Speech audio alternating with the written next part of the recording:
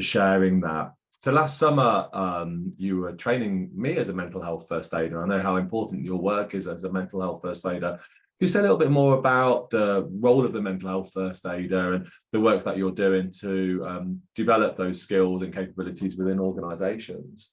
Yeah, so anybody that's heard me speak for more than 30 seconds, excluding today, knows how important mental health is to me. I am a survivor. I'm also a carer. My husband, a few years ago, I know he won't mind me saying, a few years ago was very, very ill with depression and anxiety.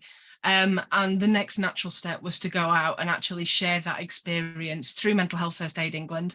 And I also run a mental health first aid, a mental health course for managers, which I was actually running yesterday, to teach managers how to have better conversations in a mental health context. Yeah. You know, not necessarily in a conflict resolution context, but in a mental health context. The thing that fueled me, I spent a lot of my time up to about the age of 30 feeling constantly bewildered, lonely and hopeless. In a nutshell, because I didn't think anybody understood. I didn't think anybody else was going through the stuff I was going through. And I said to myself, when I became a mediator, you know, if I can just help one person deal with stuff, then what I've been through has been worthwhile. Now, of course, I've had a number of people. I had the entire TCM HQ team come through first aid last year. How you put up with us, I don't know, but you did a fantastic job. It was a pleasure. It was a pleasure. But the thing is, that's not just one person I've helped. That's those 10, 15 people who will then go out and help another 10 or 15 people who will go out and help another 10 or 15 people. So when I go back to, you know, I'm trying to change the world, one mind at a time kind of thing. Yeah. It's not just in conflict resolution I'm trying to do that, it's in mental health as well. The statistics around mental health, I mean, we all know the 1 in 4 are suffering with their mental health at any one time. But they're the people that actually say, I've got a mental health condition. 90% of people face stigma in the workplace because of their mental health. Yeah, 90% of people will cite a different reason as to why they are off sick rather than admit to their manager they're struggling with their mental health. So 2 very, very scary statistics from my point of view.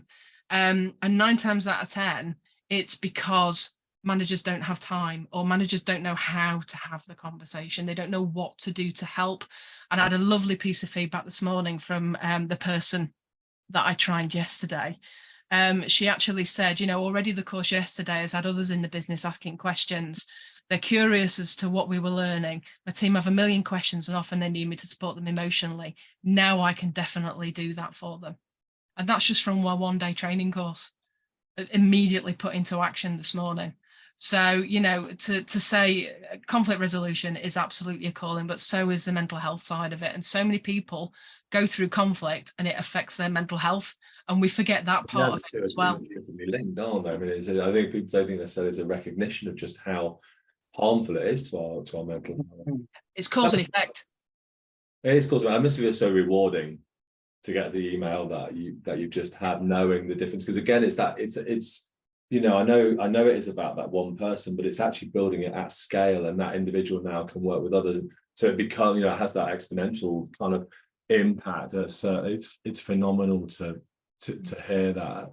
So what can organisations do? You're right, it's still stigmatized. You're right, it's not talked about. And you know, you've done you do the mental health training for managers. What's the message? Is there a core message for managers, and particularly for HR or people, professionals who are listening today, to help them sort of destigmatize it? Is there any practical tips or tools, maybe one thing that we can all be mindful of or doing to help take the stigma away from it and create a healthier space where we can discuss this kind of stuff, Marie?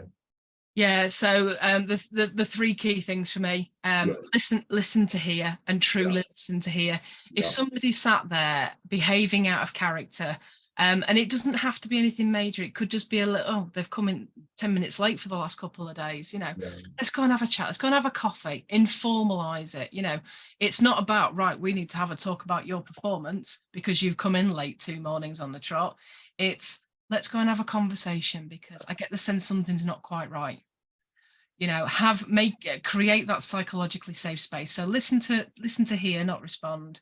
Ensure it's a psychologically safe space. So listen without judgment and provide that empathy. It's not about you trying to fix it. It's about you being the 2 ears that are hearing that situation.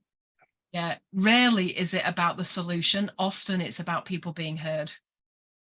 So important, so fundamentally important. And I think, so what I think you're saying is just bringing some good, healthy listening into our That's organisation. all it is. And that's what it is.